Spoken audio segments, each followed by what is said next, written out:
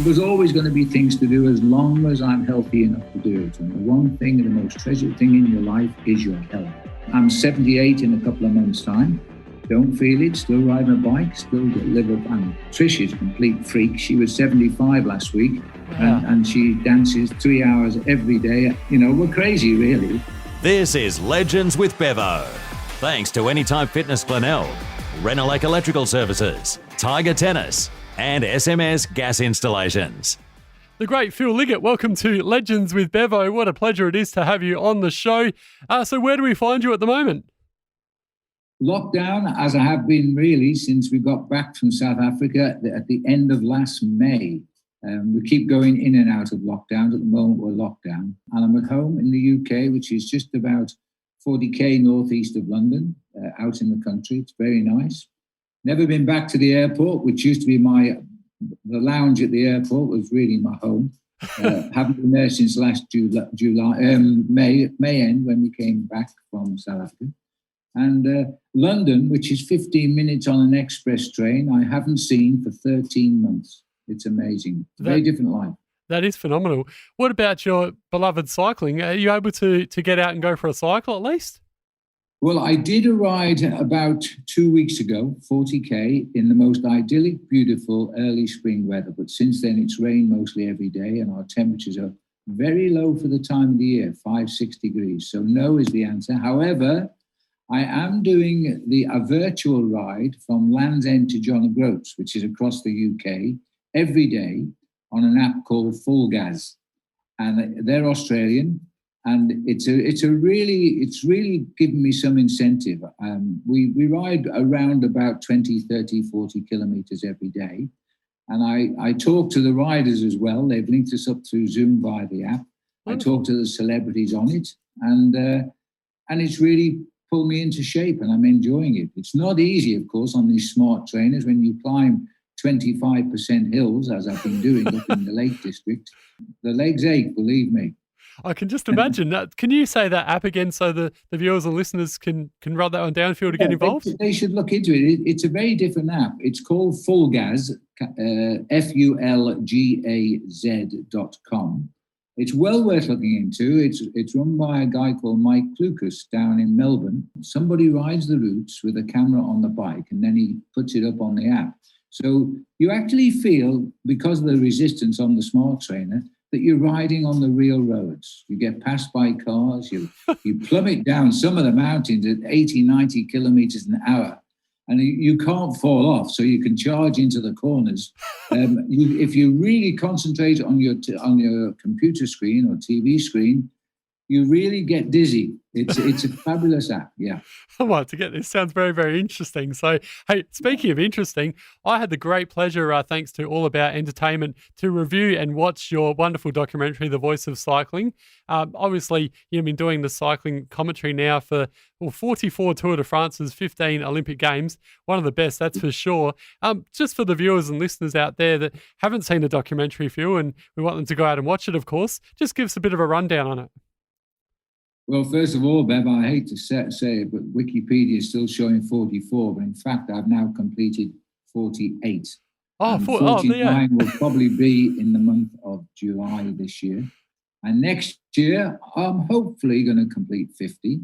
And then I'm hopefully going to do it from France, because this year I'm working for American television. They're taking it from London, outside of London, in the studio, because we can't get into France, really. The Americans can't get there, and so we're staying offline again. It worked well last year. We got the biggest viewing figures for 10 years. So that, I think, convinced them to stay in London, just outside of London, really. And the documentary itself, tell us all about it. A bit of a rundown, because obviously you don't want to give too much away, but... Yeah, no, it went on general release around Australia on the 11th of March, and the reception has been outstanding, simply outstanding. I'm so flattered, but I'm very happy for the filmmakers. Nick and Eleanor, who filmed it, they're also based in Melbourne. They followed me across 3 continents for the best part of 2 years.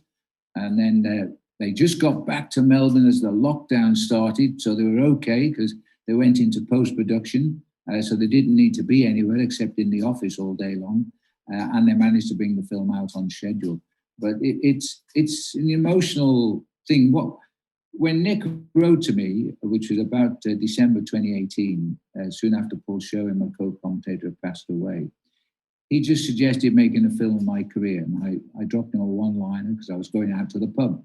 And I said, yep, it sounds good. Let's talk later. And we did. And in the new year, in 2019, he came across to South Africa and he saw that I wasn't just a cycling guy, where there were other passions involved. And I do a lot of charity work and conservation work in South Africa. And that was his first visit to the lodge, which is actually the opening scene. You'll see the little lodge we own there, which is beautiful. And it's very wild. There's no fences all the way to Mozambique or Botswana. We're in South Africa just. And of course, we're in rhino territory, which I found out was a war zone. Poachers coming in armed with AK-47s, killing the animals and stealing the horns. So I got very involved. Horrible. And he started to rewrite his complete concept of the film. Then, of course, he realized that with my wife, Trish, we worked together as a team. We're married 50 years in 5 days' time. Wow, so, congratulations. Yeah, it is amazing we've survived. Trish was an athlete as well. She was an Olympic ice skater. Yes. And that's pretty much how we met. And so we were a team. And he saw three elements of the film now. The Trish and Phil show, the conservation work, and the bicycle riding and the involvement that cycling was my life. And the result was this incredible film, which both Trish and I watched it. He sent us the very rough finished copy to just say, is this okay? Do we need to make any adjustments? And we just sat down and watched it. We made very, very little, almost no adjustment. And the tears rolled down our face. We were looking back at our whole life of what we'd done. It was incredible. Yeah, it's absolutely phenomenal. I recommend anyone go out and watch it, even if you're not necessarily a cycling fan, just to see about Phil's amazing life and what you're doing with animals, which we'll get to in a moment, because that certainly found very interesting as well, Phil. Let's talk about your commentary career, though, because like we mentioned, 49 Tour de France's, 15 Olympic Games, and you've been the voice of cycling and sport around the world for a number of years now. But tell us some of the highs and lows of your commentary career. Well, obviously, what was both the high and the low, I guess, was the Armstrong era, when during his period of winning 7 tours, I was working for American television. Our viewing figures were through the roof. The guy was an A-class celebrity, and I was working with him on gigs to raise money for cancer, and they went terrifically well. And as you know, he pulled in $600 million over that period of time. But then came the bombshell, and the real low was when he confessed to taking drugs, and that showed us the other side of the situation. So, and of course, the media were totally convinced I knew exactly what was going on, which was a total lie. And so they were taking me down with him. At least they thought they were. But fortunately, most of my fans, virtually all of them, stayed on my side and supported me. So work has gone on. And life has gone on too. I don't see Lance now, but I've got no hard feelings against him. Our paths never cross anymore. So, and as far as commentating goes, well, my famous Tour de France was 1989, when at the start of the last stage of the Tour de France, outside the Palace of Versailles, which was the final time trial, and it was a head-to-head between Laurent Fignon and Greg LeMond. Fignon going into a short 24-kilometre time trial with a lead of 50 seconds to finish the race outside the Élysée Palace on the Champs-Élysées. And I said to my co-commentator, Paul Sherwin, I said, well, who's going to win, Paul? And he said, well, it's got to be Fignon. He's 50 seconds ahead. It's not very far. It's a great time trialist, lives in Paris, and he's a Frenchman. And I looked back at the camera and said, well, I think Greg LeMond's going to win. He's going to win by 6 seconds. And we recorded the opening and sent it back to London. I was working for the British UK TV at the time.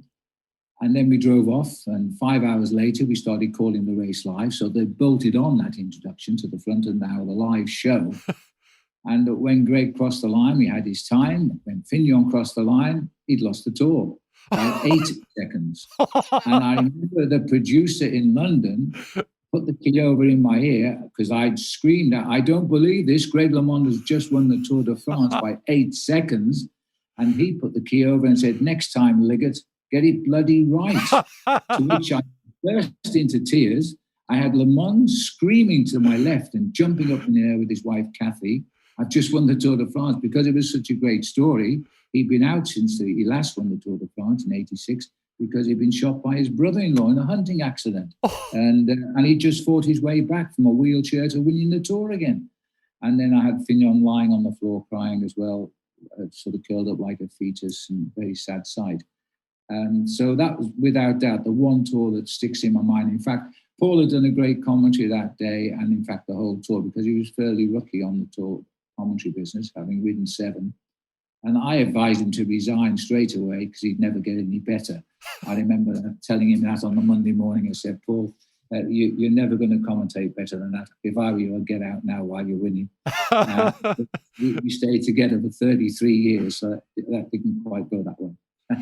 And my condolences. I know it's obviously a little while ago now that happened, but condolences for the passing of Paul, who's a very good mate of yours, Phil. So, and at least you've got, many memories together to look back on. Yeah, the tour, of course, is what people think I do. I get stopped in the street, not so much nowadays, but in the old days, I used to get stopped in the street and they say, what do you do with the rest of your life for 11 months when you're not talking on the Tour de France? I thought, my goodness me, if only they saw me at home with all the work I've got, But I can understand that because people who are not cyclists really only watch the Tour de France because they watch it for many reasons. And a lot of it is because I think we popularized it. We didn't just talk about the bikes. We talked about the chateau, the towns. Paul lived in France for 10 years. He rode 7 tours. He was able to talk with great knowledge on certain areas. He used to tell us about the girlfriends he used to take out. When we dropped down past a cookery shop, a boulangerie in France, and he would say, he said, let's keep going. He said, I used to go out with the girl that worked in that boulangerie, but I didn't like her father. And so, it was little stories like that which kept the public interested and not just talking about the heart rate and the watts being kicked out by Bernardino or somebody. And we made it popular. But they thought once the tour was over, I put my feet up and rested on the money I'd end up for 3 weeks and didn't work again till the following year. Well, didn't quite work out that way. But I can understand the theory behind it. And speaking of the birds, again, I don't want to give away too much in the documentary, but one thing I found very interesting is your love for bird watching, Phil, and how you relate that to the Tour de France. For people out there, tell us more about that. Well, my life started out with my first love was animals. And I think, it probably still is first love, is animals as conservation, particularly now. Now I've got a little bit of money. I'm able to give it away and I'm able to help people in conservation, which is what I'm very proud of. The most recent situation is losing all the koalas on Kangaroo Island. I'm an ambassador for the Cleveland Wildlife Sanctuary, which is now the Koala Center of Excellence. Oh, wonderful. And in fact, I mentioned this ride across the jog to the John O'Groats, and it's organised by Fulgaz. Well, Fulgaz wanted to pay me, and I said, no way. I said, I'm very happy to do this. I'm locked down, and no worries. And then as we kept on talking, I found they were very conservation conscious. I said, hey, I've just changed my mind. I said, don't pay me, but would you send a check to the Koala Sanctuary in the Adelaide Hills? By the next morning, he'd sent them $5,000. So it was such a gesture. And I tell you, the sanctuary were over the moon because they've got what we call the golden children there. And they are the babies rescued from Kangaroo Island. All the parents were burned to death in a tragedy of just over a year ago. And they're continuing to go on, So we're just we're watching them grow up now. And we're going to have a ride there too very soon, hopefully next January. From linking the Koala Sanctuary with Monata, where we're running the African project there with the rhinos, and hopefully one day they'll go back to Africa. Who knows? So but my link with birds, you mentioned, Bev, the bird life, like all my animal life and all my interest, it started because I wanted to know what I was looking at when I was a teenager. If I went out on a bike and a bird flew past, I wanted to know what it was called, because even to this day, my friends who were here near London with me, they ring me up to say, here, we've just seen this bird here. It's black. What's it called? And I'll say, how old are you? Over 70 years of age. You don't even know the bird you're looking at. That's what happens. But I wanted to know the names. And then one thing led to another. I became a member of the Royal Society for Protection of Birds, and I'm a patron of BirdLife South Africa, because that's another, like all these associations, they need money now. It's so expensive, but they've got to. And the same Australian BirdLife, which is based in Melbourne. I've done work with those people there too, are brilliant people, because funnily enough, the Australian government is not doing enough to protect its wildlife, and that's one of its big failings, in my opinion. Yeah, it's a really good point. And this is just something that I loved in the documentary, how you and Trish are so passionate about animal conservation. And we saw you did a charity bike ride for saving the rhinos. What is it about saving the rhinos that sort of makes you so passionate about them, and Trish as well, for that matter? Well, Trish was the one that got us all involved in the rhinos, because she was a trustee on our local zoological park here, which had lots of wildlife. No rhinos, of course, lots of wildlife. And then a chap came along to the board, of which Trish was on the board, and asked for some money for his new organisation called helpingrhinos.org. His name was Simon, and they gave him just £500. He came back and reported the usage of it and asked for some more. He was doing a great job, so okay, gave him some more. And then Trish got to like him so much, she left the board of the trustee board of the zoo and went to the board of Helping Rhinos. I got dragged in over the next couple of years and became the patron. And now we're looking back well over 10 years ago, and the organisation is pulling in some big bucks every year, and all of that money is going to rhino conservation, not just in South Africa, of course, but also in Kenya, primarily in Kenya at the moment. A place called Old Pejita, where rhinos roam freely, and plenty of them. But don't go and try and take them, because they'll shoot you if you try and poach them. And I'm all in favour of that as well. Yes. And so we got involved in rhino work, and we've been very lucky, because we've been we've actually taken part in a darting of a rhino to hold him steady with blankets over his eyes, because you mustn't knock them out completely with these darts, because they'd simply pass away. So they're semi-conscious while you just cut the horn off or inject them or look after them generally and let them off, and off they go running again. The only thing that's going to save the rhino right now is the fact they breed very easily, because the poachers are still at it, but it's getting less. And I do believe that slowly but surely we are winning this battle. And I hope so. That is wonderful news, and it's a wonderful thing that yourself and Trish and everyone else involved are doing, Phil. So like you said, let's hope things continually get better with this, because we all love rhinos and animals for that matter. I've got a beloved dog. My feeling is that if we lose all our natural history and wildlife, the world will end, because it cannot keep together. It's the way it is. But and I firmly believe that the animals are indicators of life. Get rid of them, you get rid of us too. Exactly, and they've all got so much character as well, which we love.